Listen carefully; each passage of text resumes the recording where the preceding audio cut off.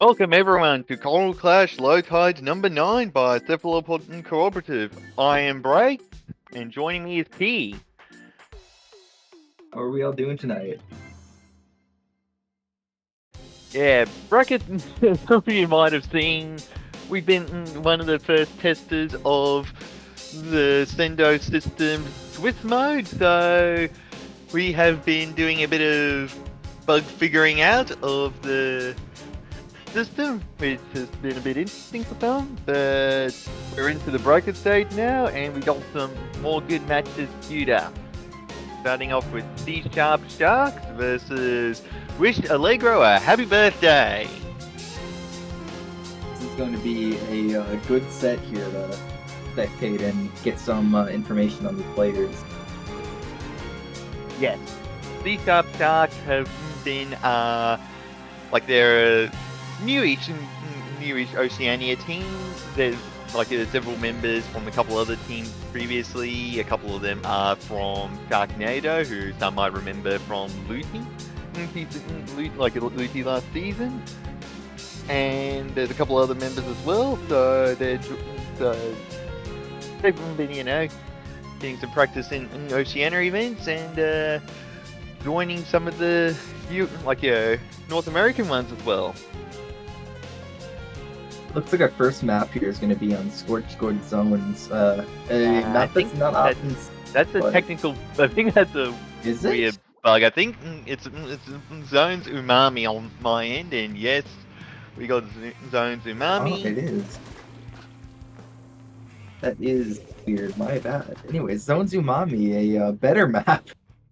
Yes, definitely. And as another thing, Allegro Happy Birthday is a bunch of members of Solo Q as well, and we can already see the teams going. We see it in Splattershot Junior. In fact, that's a pretty paint hefty comp from C Sharp Sharks, which will be good for this mode. Most definitely. That's what you want on these maps. You want to get as much paint out as possible with as much coverage just to get those zones and eliminate as much space as possible. You can see the crowd here coming out from center, unfortunately being taken down by a member of C Sharp here. Yes, a very quick kick. Well, we see Allegro diving on the back of the team, goes C Sharp and capturing the zone. You can just see, you just see Allegro pushing up here, getting as much space as they can, taking both of those zones as it takes down with 75 left on their counter. Yes, but they've got no special left, while C Sharp Sharks have got 2 ready. You're gonna see the Trizuka come out looking for some picks. Doesn't look like they're gonna get any, but definitely. Oh, another Trizuka coming out on top of that. Watch out for the.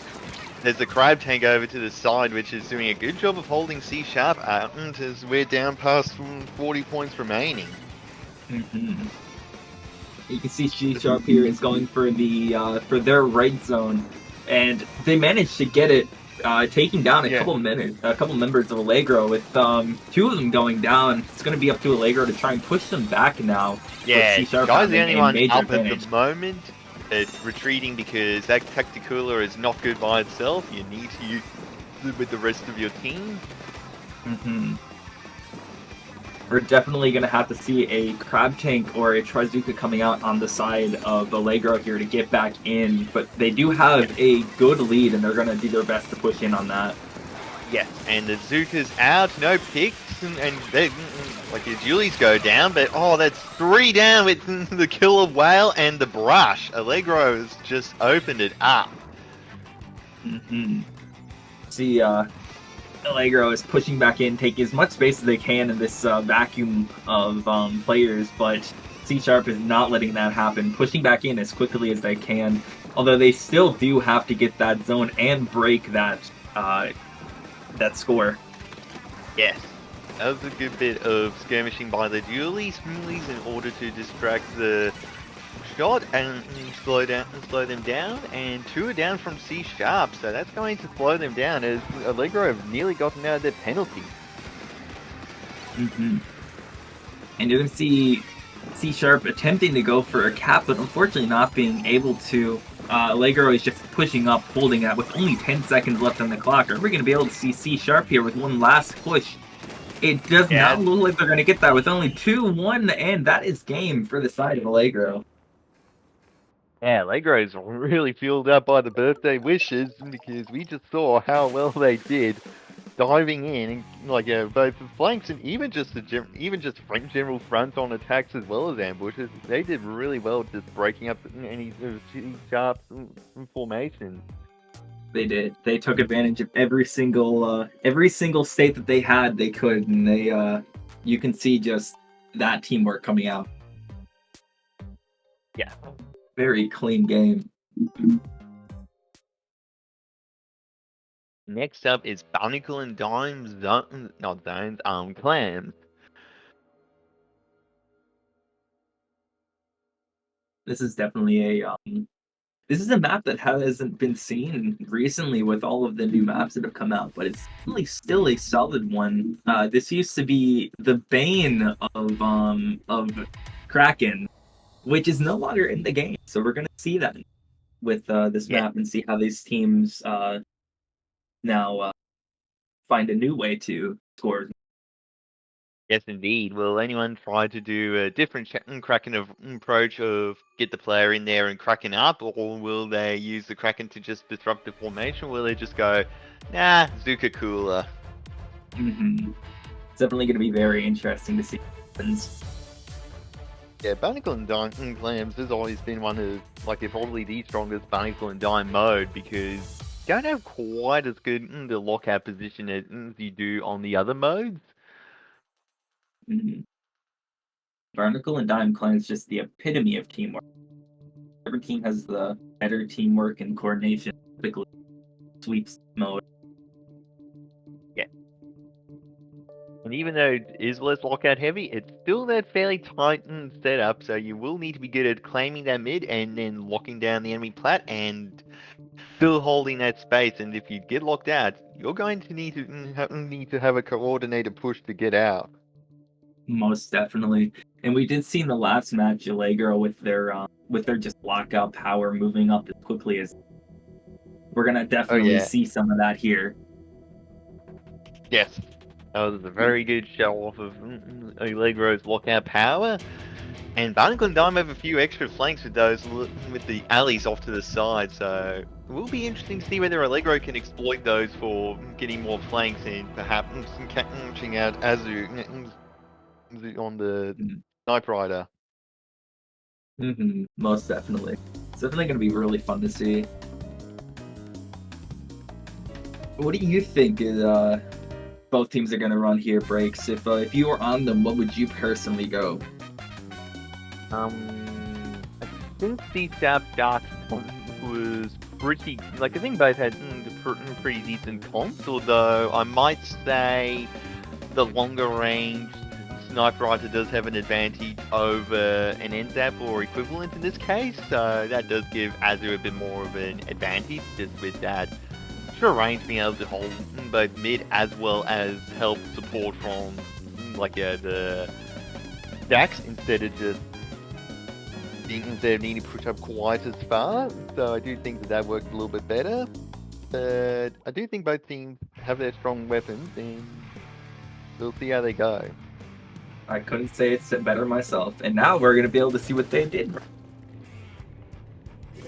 Sniper on the side of C-Sharp. Okay. Looks like a very control-heavy comp on the side of C-Sharp and a very quick comp on the side of Allegro. Yeah, and Roxy's actually gone on the brush, so that's fun to see. 2 brushes. Most definitely. You're going to see both teams here just fighting for mid, taking as much space as they can, but no one really pushing into the other's court. Although C-Sharp is being pushed back a little bit, losing space. They got an early cooler, though, so that is useful for them. And they've already got the Booyah Bomb ready to fire if needed. Most definitely. You're going to see C-Sharp here, even though they got pushed all the way back, they are now taking even more space than what Allegro had, pushing up with a Trizooka and a Booyah Bomb on top of that, but there is a Crab Tank coming out to try and counter that. Yes, that Crab Tank's going to be good at holding the space, so that's something to watch out for. The Allegro just falls in on Blaze. Cupid, I think. They did go for 2 scores, but were shut down. Now we're going to see the exact same thing happen back to C-Sharp by Allegro, taking just as much space as they had before with the Trizooka going out, getting a pick too, looking for that second. That's an incredibly quick pick as well from Allegro. And we can see the Julies just dive in and get that ball in and start trying to distract, but don't quite stay alive long. Definitely very fun to see with see Allegro pushing back in here now, taking as much as quick as they can, taking as much space as they can, even though C-Sharp is pushing them back. With the Trizooka coming out, finding 1 pick, almost getting a second, but fortunately hiding behind the cover and unable to get it. And they were chipped and got finished off by Roxy on the brush. Excellent job. Very nice team play on the side of C-Sharp here. And even with that crab out, they got they had to skirmish against Cupid for a while, which slowed down the crab, and then they didn't get that much value. You can just see C-Sharp taking plenty of space in Allegro's flirt here, with 2 power clams up and 6 on Cupid. We're definitely going to see them with 2 down. We're going to see a nice push here come in. Unfortunately, missing 1 power clam though. Julie's catch them out just a bit too quickly, and Blaze wasn't able to stay in there for long. So even though they're back into mid quickly, like C-Sharp were able to quickly come back in, just a bit too slow, and Allegro pushed them back into mid. Definitely. Very nice team comps here, pushing up, taking all of the advantage that they have. With trade going down on both teams here, and a score coming out on the side of C-Sharp. Yeah, scoring a little they bit. got a couple points on the board, but Blaze goes down. Yeah, and now you're gonna see Allegro push back in. You can see just the N-Zap and the Squeezer putting in work on that painting. With the Trizooka coming out looking for a pick, but doesn't look like they're gonna find one. Even though one does go down on the side of Allegro. Yes, both brushes have gone down now, so it's a bit rough for them. But so does Cupid on the shot. You can see this Crab Tank here just holding space, making it so that way you cannot push into their area without shredded. And it's particularly hard for Cupid, not Cupid, Azu on the Sniper Rider to actually hold space as well. This is just a bloodbath. Allegro took advantage of that to just dive in and try to get a flank, and did well. The Dax are now lost, and Azu's being pushed back by Carlos on the Zuka. And it does look like that Zuka does get a pick, but they get traded back right after that. Yeah. Only 50 seconds left on the clock for C-Sharp to push in. Cupid tried to get a pick but couldn't, and ended up going down to Allegro as well. We're going to definitely see Allegro just holding their space here, and And they've got the clam possibly even economy making as another well. push. They do, and it looks like they're going to make another push in too, getting even more points off, just making this a lot harder for C Sharp They're to nearly out. take this back. Yes, they're past 30 points remaining now, and even if everyone goes down, that's a lot of space and a lot of resources which C Sharp needs to reclaim. And Typos are still in there, distracting everyone and slowing down the push to mid. They mightn't C Sharp have a ball, so we'll be going into overtime, but we don't have much time left beyond that.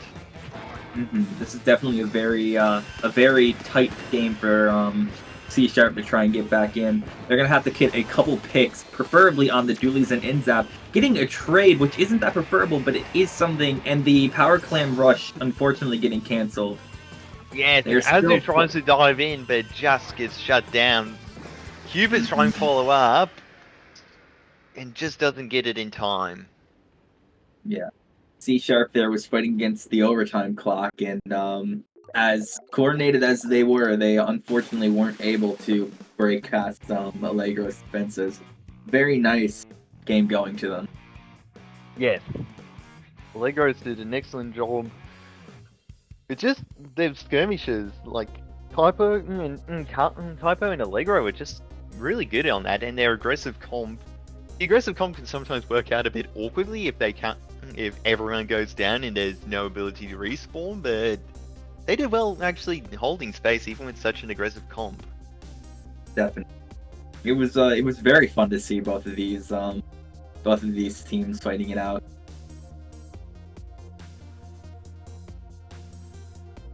And it was a very nice set for Allegro. I guess the birthday wishes was really upping their game. Hey. Currently, and looking at the bracket, yeah, and we are going to be jumping to break as well as we just. Yeah, so we got the bracket up here, and most of the sets have completed thus far. Technicolors seem to be doing a good job holding out against Lockfest as they are still going. And Hyperzone, a recent winner of FTIU, have also managed to progress past round 1 as well.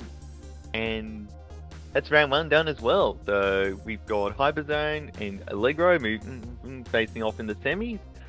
And Locksfest facing off against Big Fat Seaton Cows, and we will be going to Locksfest versus Sea Cows soon. It does look like Lockfest did just win their set, so it's gonna be a very fun watch coming up. So we will be cutting to a quick break as everything gets set up.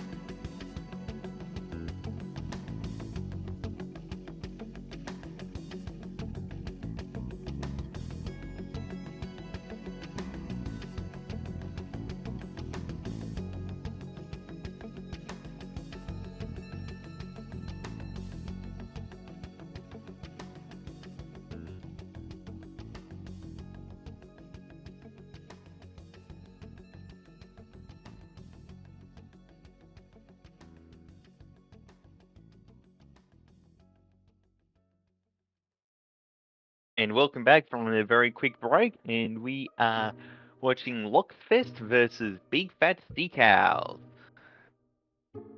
It's going to be a very good set to watch. I'm very excited to very strong facing off.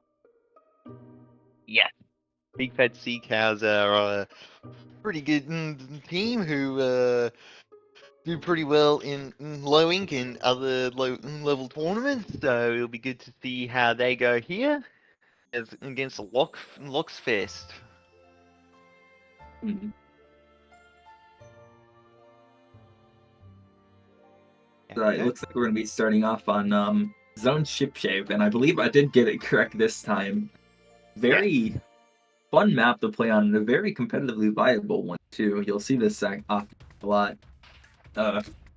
Definitely going to be good to see with all the heights of the stacks and all of the paintable walls. Oh yeah, it's a beautiful map, I must say. Yeah, it can snowball a bit if you don't watch yourself. You do need to make sure that they don't if they claim that bit of high ground, then you do need to be ready to fight out. But beyond that, it's a pretty good one.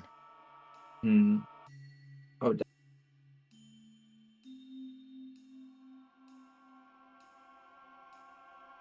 So the way the zone works on this one, for anyone who doesn't know, is it is sandwiched right between two giant stacks of high ground, and it's a little bit interesting in the shape of it too, with cover on both sides for pushing. So it's definitely very, but yeah. And unlike a lot of the other ranked modes for Shipshape, you don't have the grates in order to connect in the left, the right-hand side from, you've got right-hand side from your base, that little platform when you're exiting, but you don't actually have any grates beyond that, so the enemy can't push back in over on that side. Does look like both teams here are going to be going with fairly heavy paint and control comp, with the Range Blaster on the side of Lockfest, and the Machine on the side of Big Fat Sea Cows. Yeah, some exceptions to the paint, but otherwise there's a lot of paint on both teams. And both sides have the usual Zuka, and it's pretty big drum at the moment with players going down on both sides. Lockfest are getting the edge again though after losing initial control of the zone. We're gonna see Lockfest push up here as far as they can, taking plenty of space, locking out Sea Cows here. Yes, they've washed them out into the mid, and so now it's on to trying to lock them into the base, and we can see someone from, you see the Machine go down, but Stills now has the Stamper out and tries to go in bed, and unlucky blaster shots slips through. And you're gonna see Lockfest here is just holding out on the zone with only 2 people on the side of Cows pushing in. They did manage to get the flip, but it got pushed right back to Lockfest control. That flip's important. It got the 50 penalty points on the board, because otherwise, Lockfest were not that far off of a knockout. So instead of 20 points, they're now fighting for 50 on the board, with giving Sea Cows a couple more chances to push in.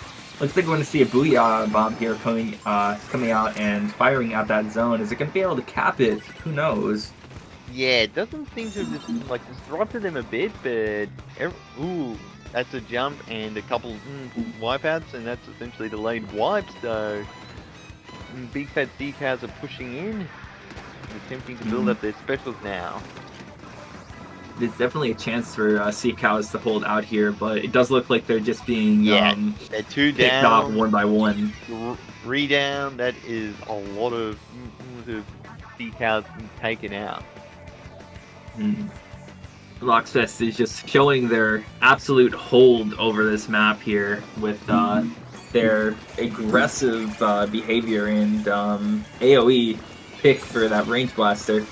You're also going to see Big Fat Sea Cows make a push to come back in. That's Unfortunately, two getting down. taken up though. But the Yes, Booyah Bomb going to follow it up.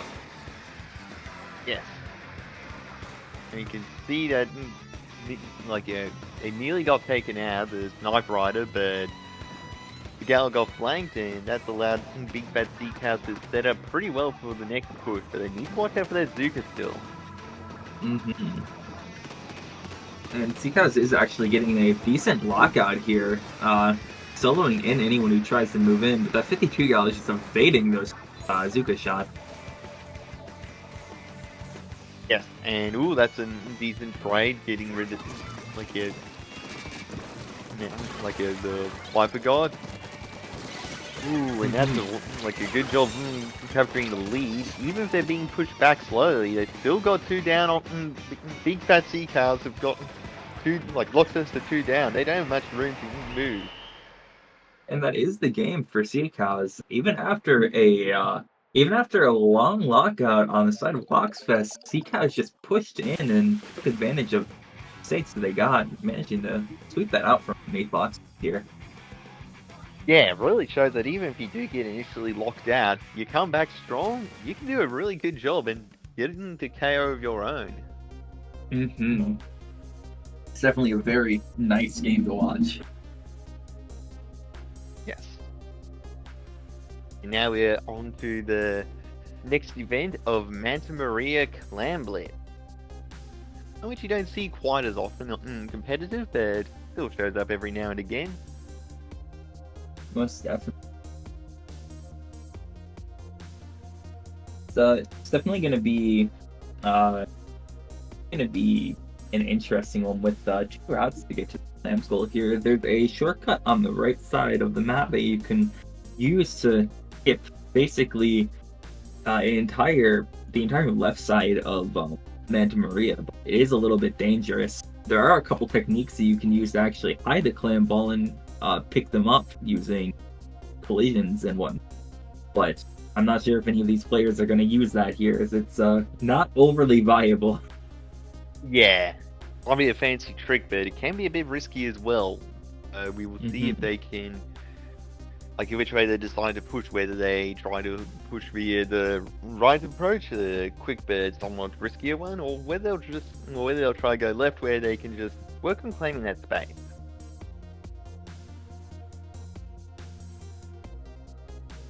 And any thoughts on what weapons they might adjust this time, Key? Looking at their weapon picks from last time, I definitely don't think we're gonna see another range blast here, as it can be a little bit weak with all of the open area. We'll likely see probably a slow and controlled comp here on the side of Big Fat Sea Cows to just push in and take as much space as they can. But Loxfest seems to like their speed a lot more than Low and Steady. So we'll likely see on the side of Big Fat Sea Cows maybe a pencil or a head it, and on the side of Loxfest we might see like a shot and a zap. Yes, as we load in. A ballpoint! Oh, that's definitely an interesting pick with that with the inkjet here. Both teams have gone in trying for their cooler. Definitely. And that's a V-Blast. Wait, V-Blast? That's definitely an interesting pick here. It is a very speedy and quick blast. The bubbler will be good for protecting the basket. Definitely. These are some picks that I was not expecting, but I am excited to see how these teams make it work. Yeah. And I see the 52 holding out on their cut here with... but that's a beautiful double Zuka shot. Definitely. Big Fat Sea Cow has just got a very nice double where they're already pushing up. That's basically 3 down on the side of Loxfest here with an early 2 points in. Or 2 clams in, I should say. And they've got an inkjet already. Big Fat Sea Cows have got the ability to hold as well, not just to push in. They seem to be preparing to fall back. They're 2 down, just focusing on not going for those extra few points. Take the 16 points which they've claimed and prep for the next push. We are only about a minute in. We've already got a 40 lead on the side of Sea Cows here. Ooh. That was definitely very nice to see. But two go down on the side of Sea Cows. We're gonna see Loxfest push up on top of that now. Yeah, that blocks the shot, and Zuka did a really good job of taking out enough members of Sea Cows to be able to really just steal the space.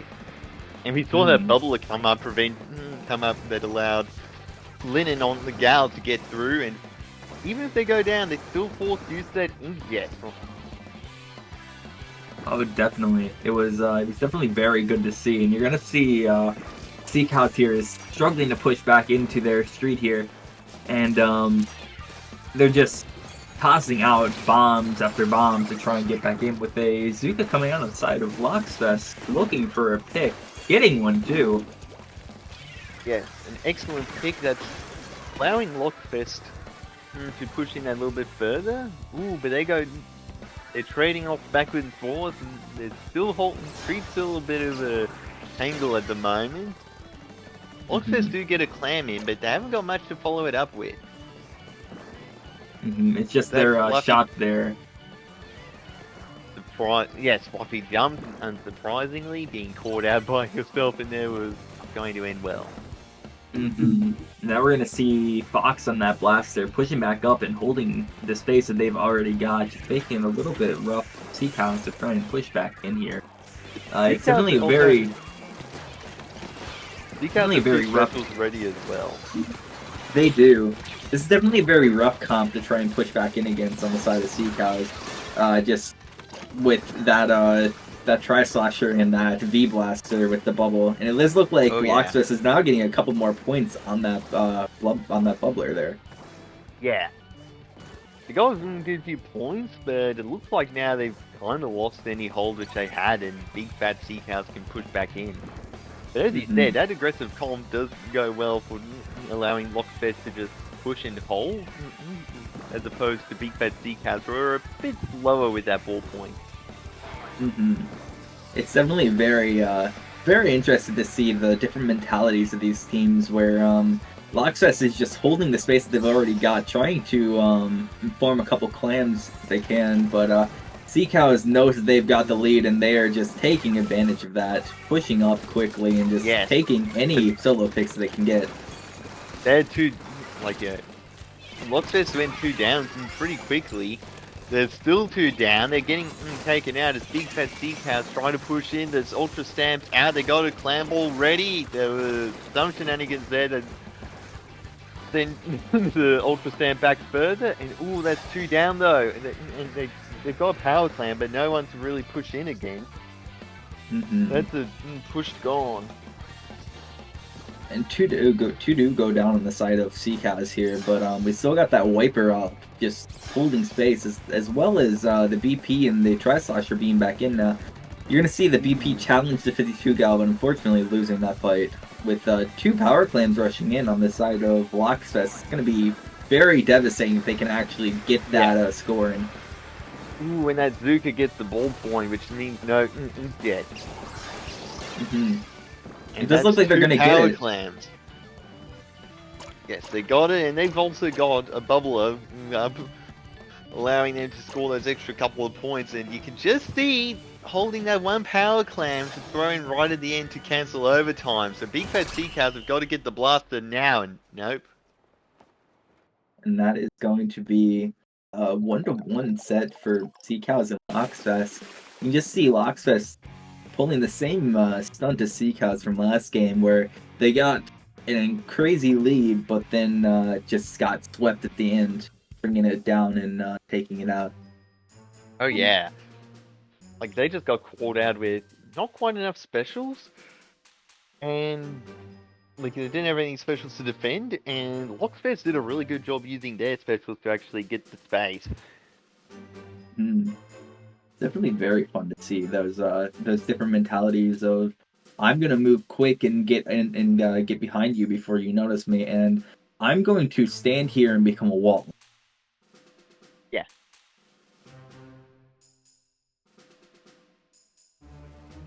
Yeah, so now we are on to Robo Ramen Rainmaker. Lots of R's. Now, there's still that sneaky little right route which you can take if you're trying to see if you can get a quick flank, but usual way is that you want that bit of high ground, so you'll end up going left, and it'll be interesting to see how the teams go, especially if there's any changes. That inkjet could possibly be useful for actually getting past the bits of high ground and be able to, fire down from those, use that for a bit of extra height and claim some space, but we'll see how the teams go. Mm-hmm. I think it'd be very fun to see how these counter each other, because we've seen already that they can take games off each other back and back with just a little bit of a change to their comp. So it's definitely going to be an interesting match to watch and see which team does what. It does look like we're going to jump in here now and actually see what these teams. So let's see. Yeah. Yes, Luxfest, the more aggressive comp could work useful for the relatively flexible mid which you've got though. It does look like CCals is actually going to be swapping back to their original comp of having a pencil machine instead of very speedy weapons. Yeah, they still got that relatively fast skirmisher with Sylph on the Wiper, but Luxfest are actually sticking with the same comp, which is interesting for the Bubbler. We're going to see an immediate pick here, and 3 go down on the side of Luxfest. That's going to be brutal for them to try and push back through. That is an aggressive wipe. You can already see Toto pulling out the Booyah Bomb to try to stall Luxfest as they push in, and that Zuka shot just catches them out, and Linden's behind, not going down, and pops the Rainmaker, probably going way forward to despawn. No, they run it, they try to flank, and they get caught out. It was definitely very interesting. You still see CCals just holding the space that they've already got from that first push. And Luxfest is trying to push back into it, but unfortunately just getting picked off. Although 2 do go down on the side of CCals, so they're going to back up and hold their space while their teammates respawn in. Yeah, it's an interesting choice to pick up the Rainmaker then as well. Like, they just pop cooler, but the Rainmaker's not the strongest weapon, and we can already see Big Fat CCals are still 2 down. They've been 2 down for a bit, and they have to watch out for that Zuka coming out that gets another the player. It still tries to hold it back on the Wiper. And you're going to see Luxfest here. Fox is just going to shark and then jump to their teammate. Both teams have a checkpoint, and it's just up to Luxfest to break past it now. Yeah. Also doing a really good job of hiding behind the ledges and doing a bit of a job darking 2 down for Big Fat CCals. But then locks go down 2, and it ultimately resets, which is excellent timing for CCals. And you're definitely gonna see Luxfest here. Now they've got a bit of ground. They're going to definitely dig in and fight with Lucio pushing up and getting what looks to be a double here with the help of their blaster player. It's definitely going to. Excellent wipe, allowing them to dive it in past some 70 points. They're running it, they're at 13 points remaining. Definitely an interesting strategy of just, I'm going to move quicker than you can shoot me. And it did work out for them with a 13-52 push, although both teams do just have to push straight to that end checkpoint now. You can see an Ultra Stamp coming out here on the side of Sylph, trying to push up and look for any picks that they can get. Unfortunately, just missing one. Yeah, and they go down to the Zuka as well, but the Blaster gets caught out and goes down as well. Lucio is trying to get around and get a bit of a flank going on the Rainmaker, and gets caught out by the explosion. And you can see CCals here now with a little bit of ground themselves. They're digging in and they are pushing up, but that bubble is going to actually stop their push a little bit. Yeah, that was a well-placed bubble that stalled out that push, and now Big Fat CCals are caught out with no one really just board the Rainmaker and go down. And they're running out of time too. That's less than 90 seconds remaining. You can see Loxus is pushing back up and taking all the space that they just lost. It's looking really good on the side of Loxus. Still a 13 to 52 lead, and majority of the space in this game. You're gonna have to see Sea Cows here if they want to push. They're gonna have to get a couple picks with their specials, with possibly that Booyah Bomb or a Trizuka coming out here. Yes, but they're struggling to get him out, and they've got to watch out for another bubble that's going to come out soon and probably stall the whole push again for another several seconds. It does look like they do manage. And they do find one pick with the Trizuka, but they're already back in. 30 seconds left on the clock for Sea Cows here to finish off their push. Ooh. A Ultra Stamp coming out and getting one pick. Looking like their teammates are going to follow up on that. Yes, they're setting up, start pushing in, and they've got a Booyah Bomb ready to hold that space. And Loxfest don't have any specials ready. The Booyah Bomb goes out. They aren't quite running it yet, and Zuka goes out. Sylph goes down. The shot goes down. That's only two left, and they're still waiting for the team to get back in. Oh, and the blaster clips them. Unfortunately, they couldn't get that, but that is a very nice win here on the side of Loxfest after they dug their heels in. They managed to push past their limits and took the speed. Just took as much speed as they could and managed to get a very nice 72 to 13 lead. 52 to 13, but yes, it was an excellent. Both teams did really well, and the key decider there was very much just that each team has usually gotten one really good push, usually counter push, that has allowed them to take that space. So it's really well balanced, and we might see a game 5. Loxfest are on match point, but if Big Fat Sea Cows can figure out a way around Mako Ma tower control, he could have a game 5. Oh, definitely. And even if they could, they still have to handle that blaster, because we've seen how good that blaster has been on Fox, I believe, and Mako Ma tower control. That's a pretty blaster-friendly map. Oh, definitely. So this map here is definitely going to be a show of can Loxfest outpace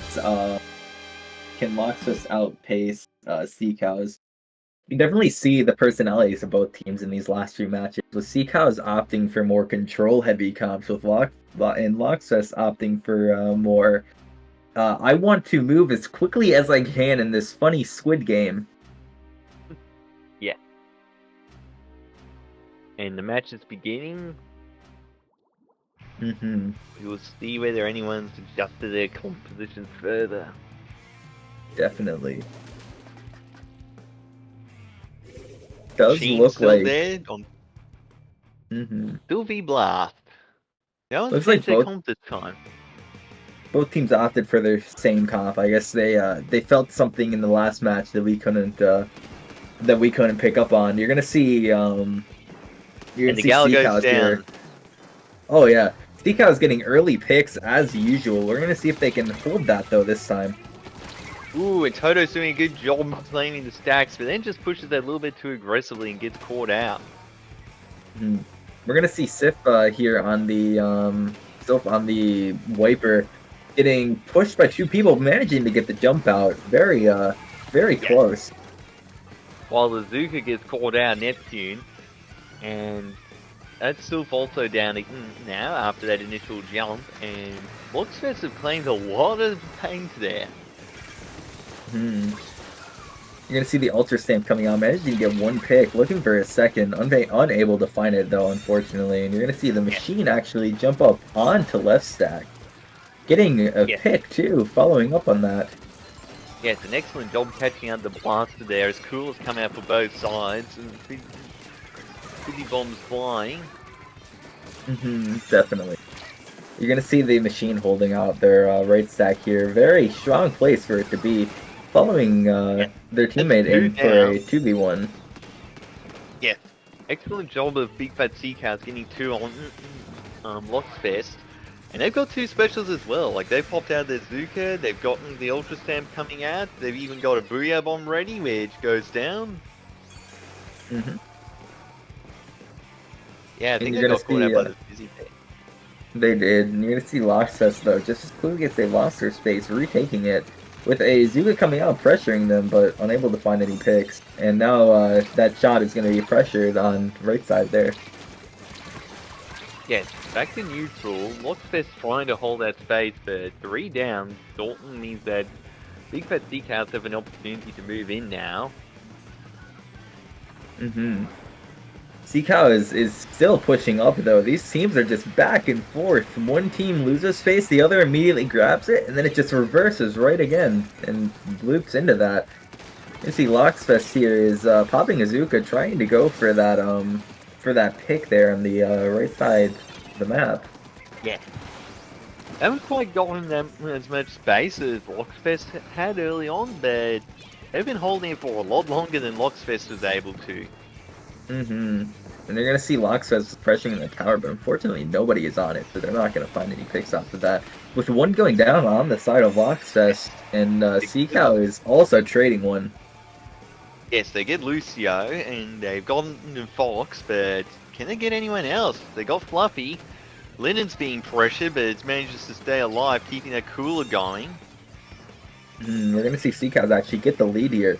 They're gonna still push up on it. They've got a lot of space that they can still hold out, and that tower is in a great spot for them. 2 are going to drop on the left side, that being Fox and Fluffy, and we're going to see if they can find any picks. Unfortunately, though, Fluffy does go down. Yeah.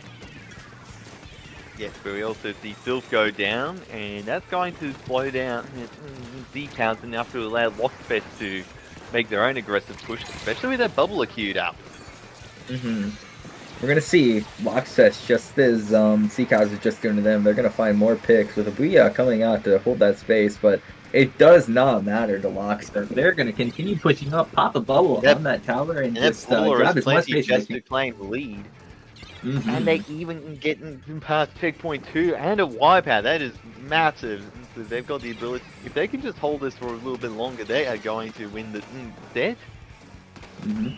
And it looks like they are going to get it. Seacows is unable to hold out against Lockfest, even though they had a great first game. It was still a very, very nice set to watch. Oh yeah. Big Fat Seacows did a good job holding that space, but they just lost a little bit too much raw space on each push, and Seacows just didn't quite handle Lockfest's massive final push on that mode. Definitely. It was very fun to see these teams' different personalities clashing against each other. Well fought on the side of Seacows. Lockfest just sweeping out and taking as much aggression as they can, beating out Seacows control comps. Yes, Lockfest is the first team going through to finals, and we are waiting on the match between Hyperzone and GoWish. Legro, a happy birthday, where Hyperzone are currently in the lead with 2-1. So they're on their own match point, and we will be going to a quick break in the meantime as we wait for their game to finish, and we will be back with the finals. Mm-hmm.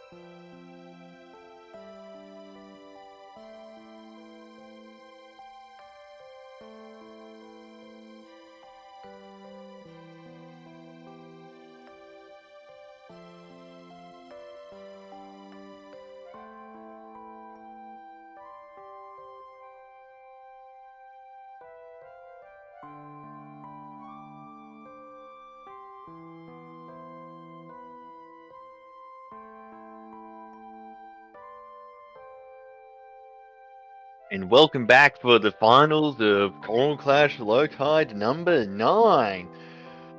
We have got Locksfest, who we saw win the previous set. And we also have Hyperzone here, who managed to actually win against wish Allegro a happy birthday. So Allegro does not get that birthday wish, but still have a shot at third place. We've already seen how aggressive Locksfest is in action, so it will be interesting to see how Hyperzone goes. Definitely going to be very fun to watch. Both teams have been showing very strong play tonight. Both taking their set Storm, and it's going to be very fun to see how they clash with each other. Oh yeah. While we're queuing up into the room and getting everyone in, let's have a look at the maps where we are starting off with Hagglefish Market Zone. Yeah, this is actually a pretty good final map list. We've got Hagglefish Zones, Inkblot Tower, Undertow Rainmaker, Museum Clamps, and Umami Zones.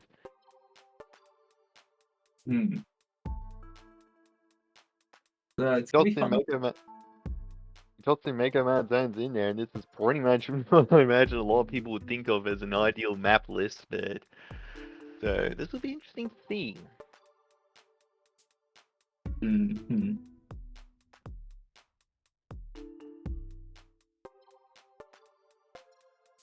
Yeah, Hagglefish Zones will be an interesting one because you got the little tents there, which you can position off of and use a long-range weapon like a ballpoint or particularly sniper rifle in this meta, and use that to try to lock down mid. Especially but after that, you kind of got to have a way of pushing in, and if you can push in well, you get a Sharking Blaster in there, like Locksfest Blaster, Fox.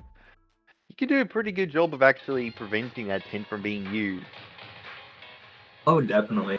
It's definitely a very classic map for Splatoon 3, if that's the correct words here. Yeah.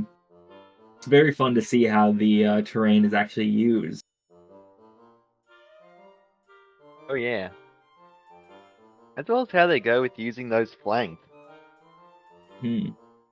Yeah, for those who don't know, there is a flank on actually both sides of the map here that cuts down in through middle, and you can get to either side of the map. It's gonna be interesting to see how definitely how says we've seen them taking flanks in their previous sets here.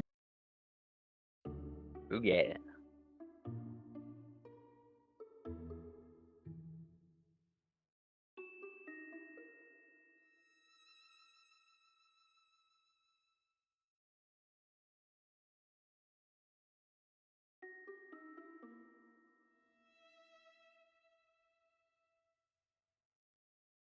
We're definitely gonna also see how Hyperzone takes on Locksfest here, because we've seen Locksfest be a very quick Locksfest be a very quick team. We're gonna see if Hyperzone can match their up. Yeah, that speed will be particularly important to match on something like Undertow Rainmaker, where you do have uninkables then turn to inkable, which means that the team can dive through a lot quicker around that left-hand route, so you need to watch out. Really gonna be fun to watch.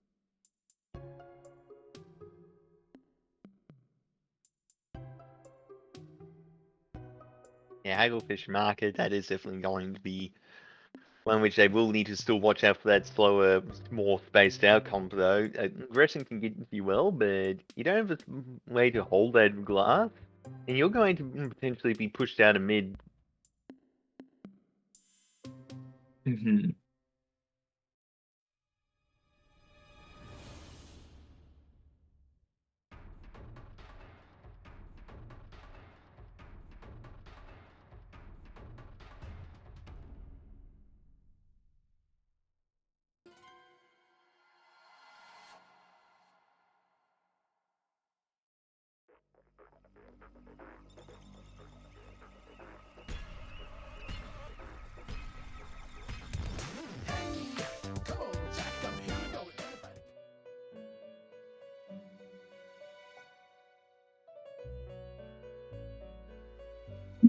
Does look like we have a little bit of time for these 10 is. Breaks. If you could pick any one weapon on the side of Hyperzone to counter Loxus here, what would you pick? Ooh. Knight Rider on this map, but on the first build, I'd actually say V-Swash. I definitely see that. Does look like we're gonna be launching in here now, so we will see how these teams face off each other.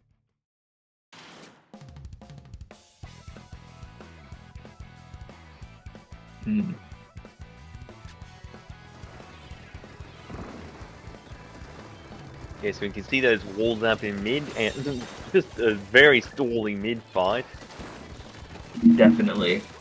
So we're gonna see the tent coming out here, and using that to push Loxus back a little bit. But Loxus is not letting go. Still trying to fight for that zone, even though Hyperzone is with an 80 lead here. Yes. They pushing on Loxus are pushing in pretty hard now. They've actually got any space in mid, but they need to watch out because they've already lost one player, and Fluffy's already Fluffy's pinched and goes down. We're gonna see how Hyperzone here is just holding off their space. One is gonna try and flank on the side of Loxus, but they get immediately found and are getting pinched by 2 people here.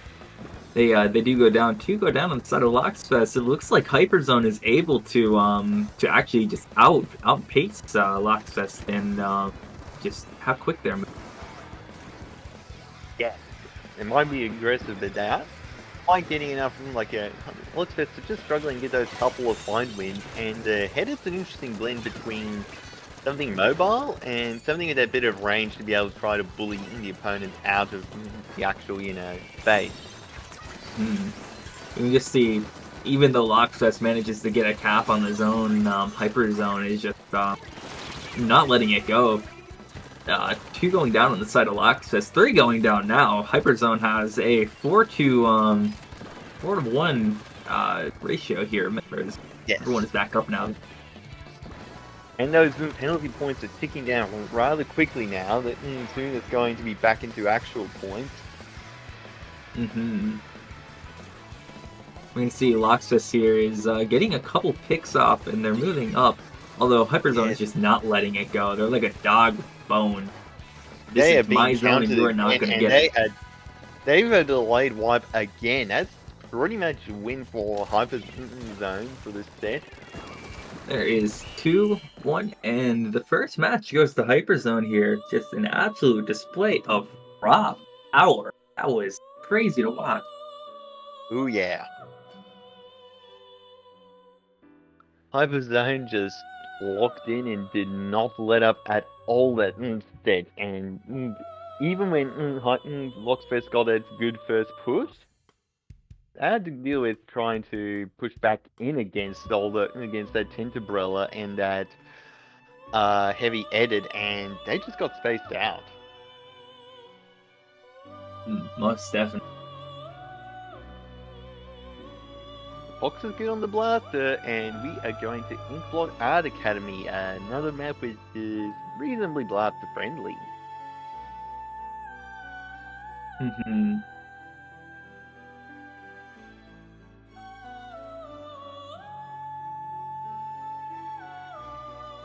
They might need to look at possibly, the gal's probably good. They might just need to figure out a way to counter that tent, or even just to figure out how to fight against it in order to try to catch it out.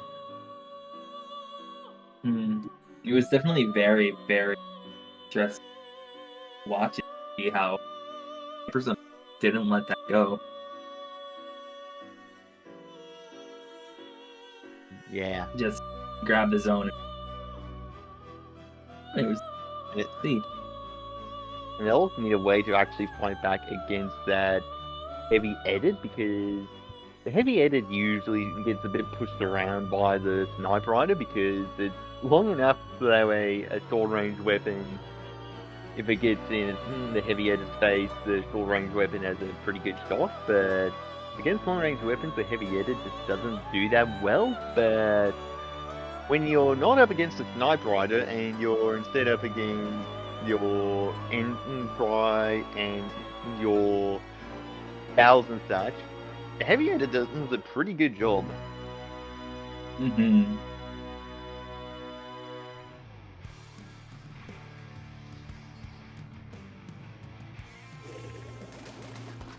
Alright, now looks like we're going to be jumping into match 2 here, which is going to be Tower Control Inkblot Art Academy.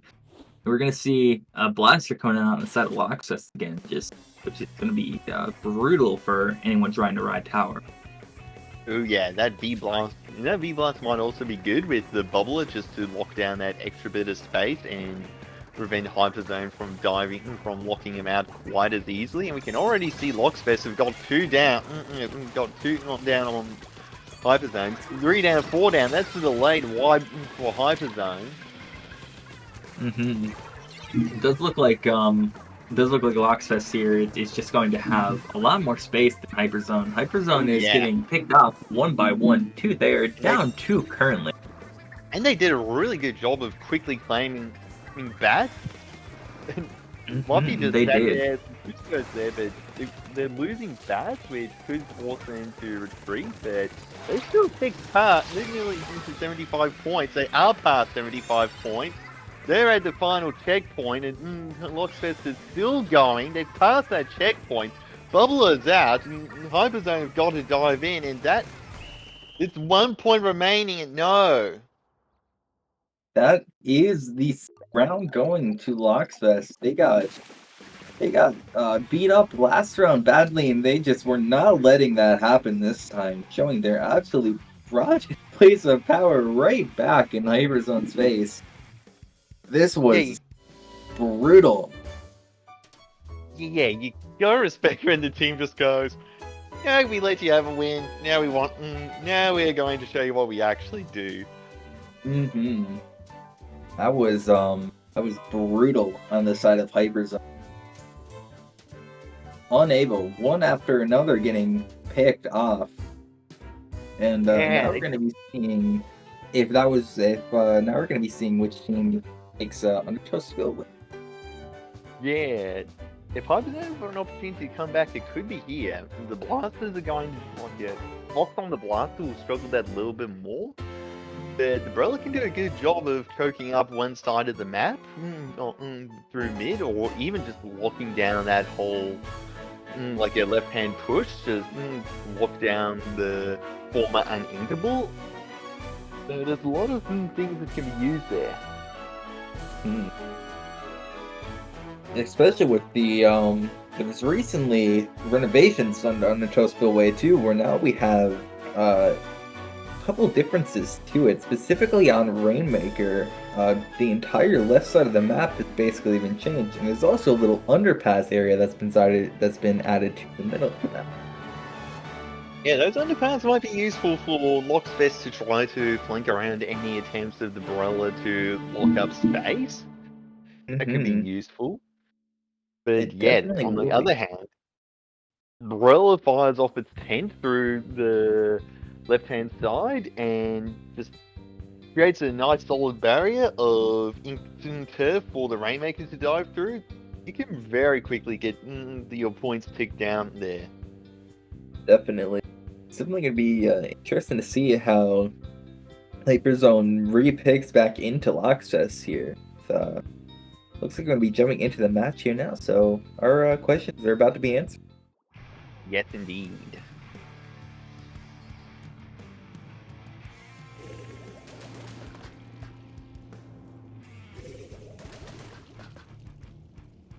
We can see pretty similar comps on each side. Looks like they both have a personality of their team comp, so they want to go for, and they're just sticking to that. Both teams being pretty aggressive, but Hyperzone here is opting for a little bit more control with that Headed and that Tintabroiler. Yes, we can already see the Tintabroiler making a very aggressive first push, but nearly got flanked by an auto bomb there. We can see we can see Loxus here going down too, pretty quickly, with Hyperzone just moving up. A nice Zuka shot to stop the dunk. Yep. Unfortunately, Hyperzone was unable to get that checkpoint, but we're gonna see Loxus here push back in very quickly. Looks like they're gonna be going to pop the Rainmaker in the back and repush that forward, opting to actually grab it instead of letting it reset the middle. An interesting choice, but if they got the space and they can hold it, they might as well just use that bit of extra aggressive pressure, especially as everyone's still pivoting over. Rainmaker shot comes out, Bobbler pops up and just protects it enough so that way the header can't get the pick.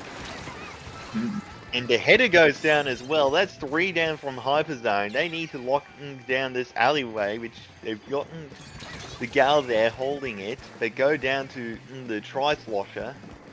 They've got a few others there, and they pretty much locked that down now. Oh, Fuzzy decides to go for an extra couple of points. Definitely is going to make it a little bit harder on Hyperzone to push back in. They still have to break through the checkpoint, and they have to get lead on top of that. It's definitely doable still, but it's going to be harder than it was before. Foxen gets caught out, but Minnow with the Rainmaker nearly gets caught out themselves, squid rolling into the Fizzy Bomb, trying to avoid that, like other Fizzy shots as well as the Killer Whale, but at the moment, Hyperzone are being pushed back again. Oh yeah. We're gonna see Loxus here is taking advantage of that with that long range flat lane going down. Going down on the side of Hyperzone. This is a little bit rough for them to push back into now. 10's also down, which is going to make it hard to lock down that little choke area. We're gonna see Loxus here is getting cornered on Rainmaker with them getting wiped out. Yeah.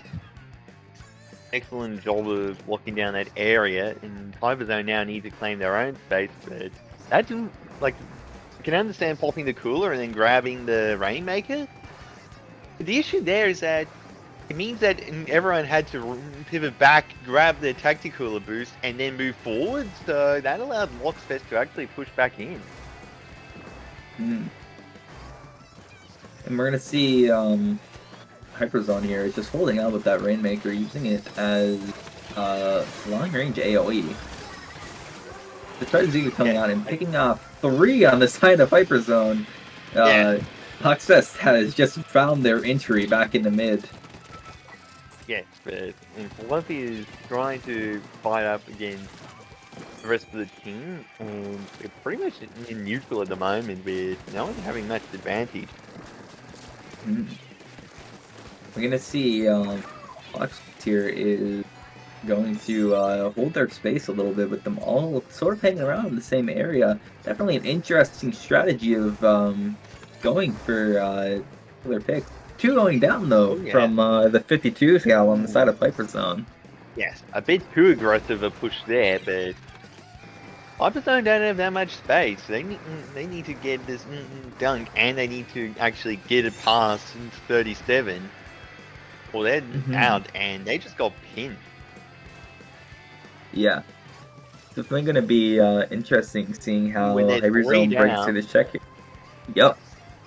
2 going down on the side of each here. You're going to see Loxfest with all the space over in the right side of the map here. They're going to just try and hold out. Only 30 seconds left on the clock for Hyperzone to both break the checkpoint and grab the lead after it. Yeah, it's not long, but Loxfest are slowly fading back. They're probably trying to preserve space, but it does make it a bit harder, perhaps, if they do lose space, to be able to actually hold it. Especially with that Zuka out, if he gets a good kick. Ooh, and that's a wipeout! Wait, did a bomb actually catch out the Rainmaker at the end there? I believe so, but I'm actually not sure if Hyperzone grabbed their Rainmaker. They didn't, so that's going to be round 3 going to Loxfest here. Yeah, that was very narrow, and that wipeout could well have meant Locksfest actually would lose it because it wasn't fair to run, and with a full wipeout, you're not going to be able to hold. But Hyperzone just got caught out by that lucky bomb. It's definitely very good and very lucky in the side of Loxus there to just throw a bomb at the Rainmakers so they immediately die. That was definitely a game-ending decision. Oh yeah. Now we're going to go on to Museum de Alfonsino. Any thoughts on which team has the advantage going into this one? So this is Clam Blitz on Museum, so I honestly think that Loxus has the upper hand here with just how quickly they move and how coordinated they seem to be. Both teams are extremely quick and extremely coordinated, but I feel like Loxus has just been, has figured out something that not many other teams have yet. What that is, I'm not sure, but I think that might just give them the upper hand here. Yeah, they locked in a bit more, and another thing to consider is that usually a tent and a headed would work well for securing that space, and Museum's usually one with a bit of a unusual part. Like you either have to jump over spinner, which you can shut down with a headed, or you have to go along the ramp or such, where you have a Umbrella which you can secure. But on Clams, you also have that little block you can jump over, and that's going to be a really good way for Loxfest to get into the enemy plat and just really show their close combat skills. It's definitely going to be something that both teams are going to have to watch out for, as they're both extremely quick. But we're going to see which team here can actually take this match as we jump in. And there's also Fox on the Blaster to shark around, and we do see Auto on the Umbrella drop and have to jump back out immediately as everyone dives on them. It does actually look here like Loxus has picked their comp specifically for this match with both a blaster and a bucket, which are going to be extremely hard to deal with on ledges. Although it doesn't seem like Hyperzone cares about ledges, as they are just pushing right up to the Clam Blast immediately. Those Zuka picks did a really good job of locking out Lockfest. And now that Hyperzone have flat, that Umbrella is going to make it hard to actually push back in against it. Except for when you run into a bomb that blows up against your Umbrella shield. And now we're going to see just how quickly Loxus moves forward on that wipeout. Just already up to the other team's Clam Blast basket with two power clams. Zuka doesn't get any picks, and Fox goes down. They do get one clam in, and another one will be able to claim lead, but that's 3 down again. This is a very aggressive trading back and forth. This is 2 wipeouts on both sides here, just after scoring 1 clam. We're gonna see if that becomes a pattern here. The Gals trade each other out. Both teams are just constantly down 1 or 2 members with Loxfest and Hyperzone both back up. We're going to see whether or not Hyperzone can break through Loxfest's defenses here. Yes, indeed. You can see that there's already another power clam going in. The Zuka's out trying to claim space, but doesn't stay out for long, and Hyperzone have already lost the enemy plat. Loxfest are a little bit slower this time. They do seem like they are taking their time to push up and just grabbing a lot more space. I think they have realized that Hyperzone just keeps pushing through the left side of the middle of their map there, and they opted to paint that before pushing up. Yes, Vespa's invulnerable to Zuka counters, and they've got a lot of power clams, which is good if they can get in, but also leaves a target on their back if they actually, keep holding those clams. We're going to see Hyperzone is trying to push up here, but it's currently just the Tent Umbrella that's actually still there, and they're getting dived on by 3 different angles, and they do go down. 2 angles, the Tent Umbrella kind of handles that well, but all those angles are quite as easy to survive. They're going to see just how Lockfest is holding 2 clams here, just waiting for a good opportunity to push in. Once they do get in, if they manage to get both of those in, they'll be down to about 51 points. But Yeah. Hyperzone is not letting that is not really letting that happen. They're just pushing up and getting any picks that they can. Yes, and they're trading out non-stop in mid at the moment. Trying to make the occasional push. We could see Lennon try to get a bit of a push going, but Auto ended up getting a push in, and that's 3 down for Lockfest. We're gonna see Otto's Trizuka there pushing up and getting, I believe it was 1 pick, and then also launching a Tentabrella shield after that. With Minnow pushing in and going for that clan, they managed to score it, leaving an 81 to 57 and counting lead. Yes, but they went down fairly quickly as well, so Lockfest do have the opportunity to actually push back in if they can get the space. They got 2 clans at 40 points, so they'll go down to 51 points so they can get both in. Fluffy gets in the first one, they get in the second one, there's a very narrow lead. Linden dives in with a third, that's 31 points from a very aggressive push. And Fluffy is still trying to survive in there, keeps the basket open that little bit longer before fading back, and that is a push down to 28 points remaining. Definitely a very quick push there with the last 50 seconds of the game.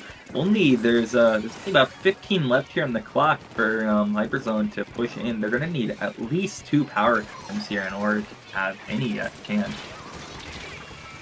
Yes, indeed. They straight out, not what they wanted at the moment, especially losing their Tentabrella, who popped a Zuka and did not have Cooler. Their shot gets caught out as well. The Gal's down. That's not much space. That's a delayed wipe. They're trying to pick up that power clam again. They need it now. They got it, but they need to run that over to the basket. They're going the usual left route, but that's locked down. And thanks to that bucket. And they just could not get it in time. And that is the set 3-1 to Lockfest. Does look like Lockfest is going to end up tournament. That was very nice games for them. Every single set that we saw, yeah. They just locked in at the end of those matches. Yeah, we didn't see a game 5, which is a bit of a shame, but gosh, that was a good final game still with the trading back and forth. Most definitely. Very, very.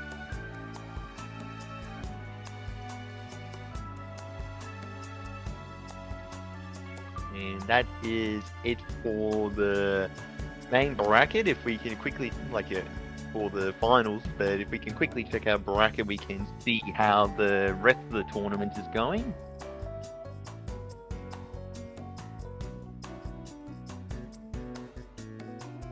We can see that third place is still going with Allegro up 2-1 against Big Fat Seat Cows. So Allegro might have gotten quite the birthday wish they hoped for with the tournament win, but third place is still a decent podium position. Very, very good. Very, very good matches for the Silver bracket. We can see Sweat S managed to ride their relatively recent FTIU win and claim first place in the silver bracket. And in bronze bracket, Sheer Cold managed to get their win there. Definitely. And that is it from us tonight. An excellent set of games. So, thanks for joining us, Key. Where can the people find you?